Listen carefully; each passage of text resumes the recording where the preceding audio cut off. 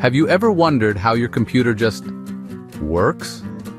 You click a button, and a whole world opens up. You tap a screen, and suddenly you're watching a video from the other side of the planet. It seems like magic, doesn't it? But it's not magic. It's science. And a big part of that science is something we call system architecture. Think of it as the master plan for any computer or gadget. It's the set of rules and methods that describe how all the tiny, complicated parts of a computer system come together. Let's use an analogy. Think about a big, bustling city. A city isn't just a random collection of buildings, is it? Of course not. It's a carefully planned system.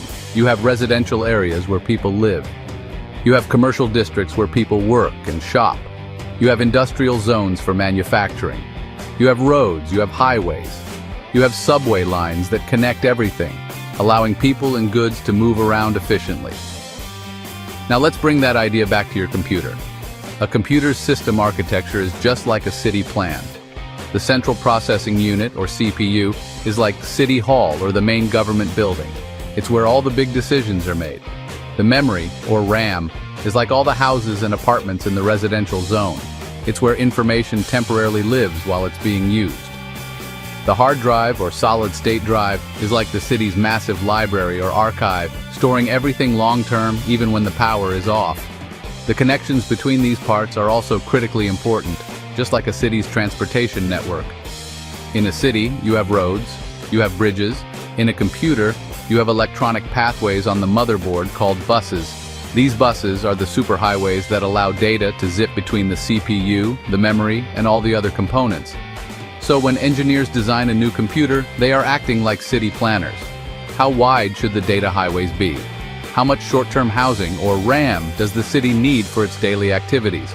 Where should the main decision-making center, the CPU, be located for best access? The answers to these questions define the computer's performance and capabilities. A powerful gaming computer is like a sprawling, high-tech metropolis. It has super-fast bullet trains. A simple smart thermostat might be more like a small, efficient town with just a few essential services. The plan fits the purpose, to do amazing things. It's the secret recipe that makes your devices useful, fast, and fun. Let's get physical. The hardware is all the parts of a computer that you can actually reach out and touch. It's the body of the machine. Bones. The most important piece of hardware is the central processing unit, or CPU. The CPU is the computer's brain. It performs all the calculations and executes all the commands. Every time you click or type, the CPU figures out what to do. Next up is the memory. Random access memory, or RAM. RAM is the computer's short-term memory or workspace. When you open a program or file, the computer loads it into RAM so the CPU can access it quickly. The more RAM you have, the more things your computer can do at once. Then we have the long-term storage. This is where your files, photos, applications, and the operating system are kept safely. Solid-state drive, or SSD, hard disk drive, or HDD. SSDs are super fast with no moving parts. We have input devices like the keyboard, mouse, touchscreen. These are how we give the computer commands, like the computer's eyes and ears. We also have output devices like the monitor, speakers, printer. These are how the computer communicates back to us, like the computer's voice and face. All these physical components, the brain, the workspace, the library, the eyes, the voice, are the hardware, and they form the physical foundation of the system architecture. If hardware is the body of the computer, then software is its mind. It's the set of instructions, programs, and data that tells the hardware what to do. You can't physically touch software, but you see its effects everywhere. The most important piece of software on any computer is the operating system, or OS. Windows, macOS, Android, iOS. The operating system is like the manager of a busy office. It coordinates all the hardware and all the other software, making sure everything plays nicely together. The operating system handles all the essential behind-the-scenes tasks. It manages the computer's memory, deciding which program gets to use it and when. It controls the flow of information to and from the CPU. It manages all your files and folders on the storage drive. When you tell your computer to print a document, the OS is what takes your document, talks to the printer hardware, and makes sure the job gets done correctly. Without an operating system, your computer would be a very powerful but very useless collection of electronic parts. It provides the foundation for everything else. On top of the operating system, we have the applications, or apps. writing an essay, browsing the internet, playing a game, editing a photo. Think of the operating system as the stage, the lighting, and the sound system in a theater. The applications are the different plays and performances that happen on that stage. Each one is a different app, but they all use the same stage, the OS, to perform for the audience, which is you. The relationship between hardware and software is the core of system architecture. The architecture dictates what the hardware is capable of, and the software is written to take advantage of those capabilities. For example, a system architect might design a computer with a special piece of hardware called a graphics processing unit, or GPU, for handling complex visuals. Then, software developers can write amazing video games or video editing apps that use that GPU to create stunning graphics. The hardware and software are in a constant dance, and the system architecture is the choreographer who plans all the moves.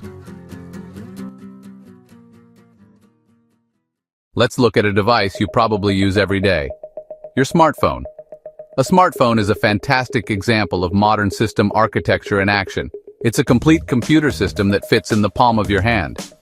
The architects who design smartphones have a very different set of challenges than those who design big desktop computers.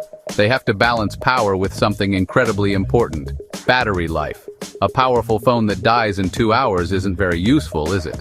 So, every decision they make is a trade-off between performance and energy efficiency. It's a delicate balancing act.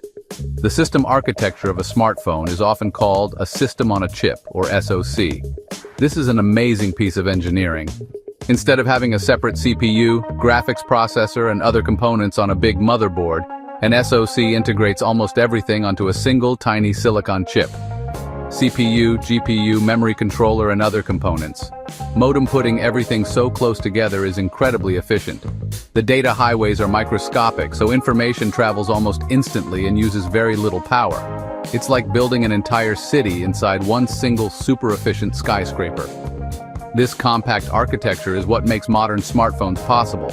They might choose a CPU with performance cores for demanding tasks like gaming and efficiency cores for simple tasks like checking notifications. The phone's operating system is smart enough to switch between them automatically to save power. This is a brilliant architectural decision.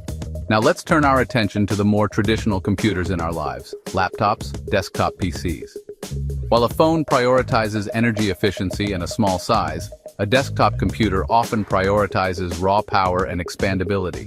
The architects of a desktop PC assume it will be plugged into a wall, so they don't have to worry as much about battery life. This allows them to use bigger, more powerful components that consume more electricity and generate more heat. In a desktop computer, the components are usually separate and modular. You have a large motherboard that acts as the central hub. You can plug in a separate CPU, sticks of RAM, storage drives, and a powerful graphics card. This modular architecture is fantastic for customization and upgrades. This makes desktops the top choice for people who need the absolute best performance, like professional video editors, scientists running complex simulations, serious gamers. Laptops, on the other hand, represent a middle ground between the portability of a smartphone and the power of a desktop. Their system architecture is a fascinating compromise. At a coffee shop, in a library, on an airplane, the system architects made deliberate choices to create these different user experiences, proving that architecture is all about designing a system to solve a specific problem. You might be thinking, this is all very interesting, Bill, but I'm not a computer engineer. Why should I care about system architecture? That's a great question. The answer is that understanding the basics of system architecture can make you a much smarter consumer and a more capable user of technology. When you go to buy a new laptop or smartphone, the specifications list can look like a foreign language. It will list things like the CPU model, the amount of RAM, and the type of storage. Knowing what these things are and how they work together helps you make an informed decision. For example, if you are a photographer who works with huge photo files, you'll know that having plenty of RAM and a fast SSD is more important than having the absolute fastest CPU. The architecture of the system needs to match your workflow. If you love playing the latest video games, you'll know to look for a computer with a powerful, dedicated graphics processing unit, GPU, because that's the part of the architecture designed for heavy-duty visual tasks. Without this basic knowledge, you might spend too much money on features you don't need, or worse, buy a device that can't do what you want it to do. Understanding system architecture also helps you troubleshoot problems. Is your computer running slowly? If you know that RAM is the computer's short-term workspace, you might realize that having too many applications open at once is like trying to work on a desk that's completely covered in papers. Closing a few programs can clear your desk and make things run smoothly again. This knowledge empowers you.